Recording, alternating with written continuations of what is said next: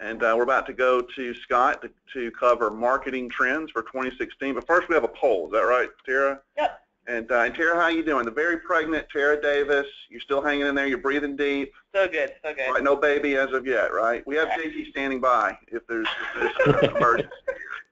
But JT, you're good, right? We talked about it. I'm good. Right. Okay. So Scott, you still there? I'm here. I'm ready to go. All right. Hopefully Tara is not. So we've got the poll here. How many sites and marketplaces do you sell through? So let's launch that and see where you're at. How many sites and marketplaces do you sell your products on? We're interested in knowing as we queue up Scott for marketing trends for 2016. Let us know. I think we have a runaway winner here, Scott.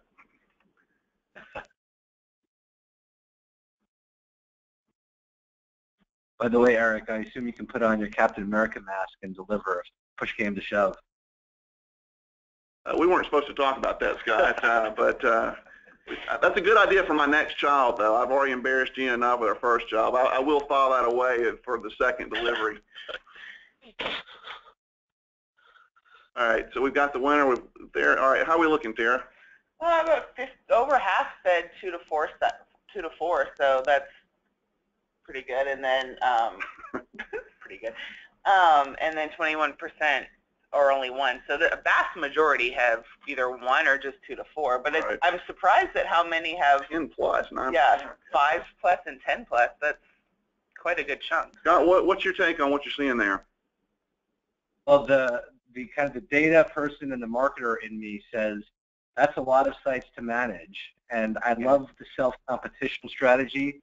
If some of those channels are basically the same products in different channels, and that does take a lot of coordination. You could have different pricing strategies at different sites, but that's a lot of data to manage, and you know, I think increasingly that will be the trends for sure.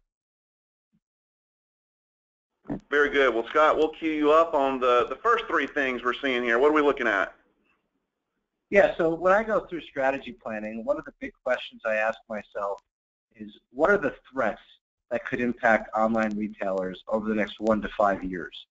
And as we know, threats addressed properly can also become opportunities, because threats will probably impact, you know, many merchants negatively in this case, but those who are able to execute well, anticipate these changes, will be able to make these opportunities. So the 3 big threats / opportunities are mobile, marketplace, and granular, more personal targeting of marketing. These are going to be the 3 things that really, really come to the forefront in 2016. So let's talk about mobile, and let's talk about mobile conversion rate. So in 2015, last year, mobile conversion rates on average from the merchants that we track at Exclusive were about 0.94%. And when I say mobile, I mean smartphones specifically, versus desktop conversion rates on average about 1.75%. So this is a problem because overwhelmingly more and more merchants are seeing a dramatic increase in mobile traffic. So desktop traffic is not growing nearly as quickly as it was a few years ago, but mobile is. And so if you're getting a greater share of your traffic through smartphones and the conversion rate is like half, that's going to kill conversions. So what's interesting, though, is when you look at 2014 mobile conversion rate, all of a sudden 2015 doesn't look so bad. So in 2014, mobile conversion rate was just under half. It was about 0.6. So in 1 year, within this cohort of merchants, several dozen merchants that we were tracking, this cohort of merchants saw an increase from 0.6 to 0.94%. And so then we said, well, how do we explain it? Why did mobile conversion rates increase? And so, you know, there's always the camp that says, well, shoppers are just getting more comfortable buying mobile. Although when we track how people are actually using the mobile site, what features they're interacting with, we see they're behaving very similar to how they behave on desktop. The biggest change that explained a lot of this increase was merchants increasingly going responsive and doing it right. Merchants who built a great responsive site were being rewarded with higher mobile conversions. And then over time, as those mobile sites get more and more optimized, mobile conversion rate grows. And so EY, you guys were a big part of, you know, this trend over the last few years, at least within you know, the communities that we work in, to go responsive, and that did have a big positive impact across the board. The other part that's driving improved mobile performance is PPC marketing, and specifically PPC marketing that leverages an offer to mobile shoppers specifically, as if to say, hi, mobile shopper, I know you probably don't want to convert, but if you do, I'll make it worth your while by giving you the special discount. So that's been very effective. And then recently, with one of our companies, our Car Closer product is giving special offers specifically to mobile shoppers who we believe are going to abandon a cart, and that's improving. So mobile conversion rates are increasing. So mark my words, by the end of this year, this gap, this 0.94% gap compared to this 1.75% gap is going to narrow a lot industry-wide, and this should be one of your biggest focus areas for this year, narrowing this mobile conversion rate gap. Great point. 100% agree. So the second part here is marketplace. We polled our customers at the end of last year, and we're trying to understand how people view marketplace. And we were surprised that the theme in a lot of the survey results was marketplace or bust. So as we saw on the survey, increasingly merchants are selling on more and more sites and more marketplaces.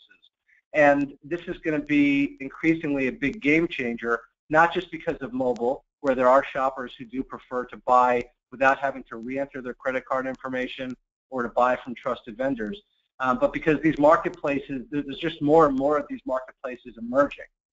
Next. So Amazon is the biggest marketplace. What's interesting is that Amazon accounted for over 26% of all e-commerce sales in 2014. My guess is 2015 will be a nice bump off of that.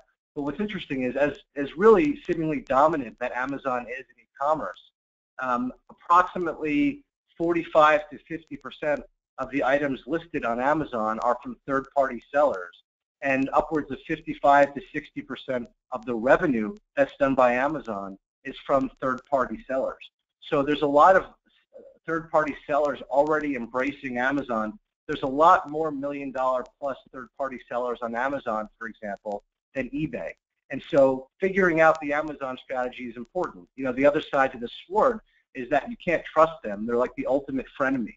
But figuring out how to play Amazon, what the Amazon strategy will be, is critical. And if you go to the next slide, the other big trend here is that there's more and more marketplaces coming. Facebook is going to be in the e-commerce marketplace business with their buy button and selling through the site. Pinterest is making big inroads here. They're beta testing with a lot of merchants, and they're rolling that out. But Pinterest is going to be a big influencer in e-commerce. Google, I was at a partner conference at Google Q4 last year, and the product manager for the new buy button that's coming on mobile was saying that this is a big strategic push by Google to make sure that shoppers who want to be able to check out on their mobile phone right through the buy button without having to re-enter their credit card information will be able to do so. Twitter even. So this is becoming increasingly important, and it does create more needs around data as well. To quote that same product manager, you know, when you're participating in Google Shopping or PLA advertising, you need to give Google pretty good data. But as this buy button trend continues, you're going to have to do more than pretty good. You're going to have to offer perfect data, mastering all the variants, figuring out how to tag the data so it works within Google's filters. So marketplace is going to be very important. And the third part here is granular targeting. So if you really care about optimizing profit, and my guess is most of the people on this webinar care about optimizing profit, and if you really care about growing top line, and if you really care about offering exceptional experience to your customers, then the kind of old-fashioned method, which is still used by a lot of merchants, of spray and pray marketing, is going to become less and less efficient, especially this year, where technology in the cloud and better use of data is really enabling item-level targeting in marketing. So let's talk about inbound marketing. This is SEO and pay-per-click marketing primarily. So increasingly, retailers are going to be using item-level profit margins, not site-wide profit margin averages, but item-level profit margins to guide daily decisions on bids and which products to feature. Increasingly, lifetime value is going to be more important than how much revenue did we generate yesterday on our ad spend. Thinking about which products get higher lifetime value, so you sell more of those because that's going to be the lifeblood of your business. That's going to be what enables you to grow profitably. Competition. How many merchants on this call are obsessed with understanding how changes in their competitor prices and availability is affecting their margins? We talk to a lot of merchants who say, you know, I'm doing more revenue, but my profits aren't up. And then we do an analysis, and we find that they're 7% cheaper than their next cheapest competitor, meaning that they can grow improve their prices by 5 to 7%, get the same amount of sales, and just take that margin down to the bottom line. And content. This is a big trend in SEO, where a lot of people are focused on kind of site-wide improvements to SEO. But if you really want to improve, not just on your website, but also on your marketplace listings, catering to that search box, building higher quality content, that's the difference maker. And then when we think about on-site offers, so after the shopper has gotten to your website, what can you be doing to make sure that you optimize for conversion? So you may find that a lot of retailers are offering, you know, free shipping site-wide, or, you know, we're offering 10% off today, offering the same discount to every single shopper who visits, which is just killing your margin. So what's going to be important is targeting those offers to specific products, to shoppers on specific devices. If a shopper's coming on mobile, for example, you may be willing to offer a better discount to that mobile shopper than you would on desktop. If a shopper's clicking in from your email campaign, a loyal repeat customer, you may not need to give a big discount or any discount. But if they're coming in through PPC on a typically poor converting keyword, and you want to make that keyword profitable, you may target an offer there. And even geography. So our Cart Closer product released a new feature over the past week or two where you can target free shipping only to shoppers that are within, you know, a state or two away from your distribution center. That way you're offering free shipping when it's profitable for you and not when it's not. So getting more granular with marketing is really going to be one of the huge difference makers this year and going forward.